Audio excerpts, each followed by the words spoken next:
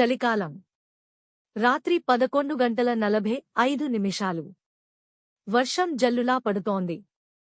హైదరాబాద్ నుంచి ఆదిలాబాద్కి వెళ్లే చివరి బస్సు రెడీగా ఉంది. సుజాత 23 ఏళ్ల యువతి ఇంటికి వెళ్లాల్సిన పరిస్థితుల వల్ల ఆ బస్సు ఎక్కింది. ప్రయాణికులు చాలా తక్కువ, కేవలం 8 మంది మాత్రమే. బస్సు కదిలిన కొద్దిసేపటికే బయట గాలి ఉరుములతో విలవిల్లాడింది.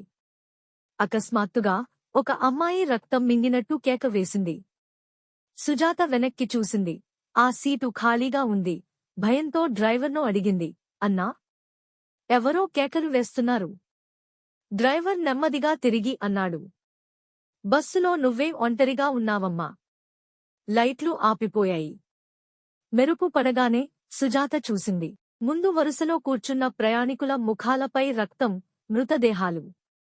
వారు అందరూ ఒకే స్వరంలో చెప్పారు, మా మరణానికి నువ్వే కారణం. డ్రైవర్ దుష్టంగా నవ్వి అన్నాడు, 3 నెలల క్రితం ఈ బస్సు ప్రమాదం జరిగింది. ఆ కార్ నువ్వే డ్రైవ్ చేస్తూ మత్తులో ఉన్నావు. మమ్మల్ని చంపి పారిపోయావు. ఈ రోజు నిన్ను తీసుకెళ్లడానికి మేము వచ్చాం.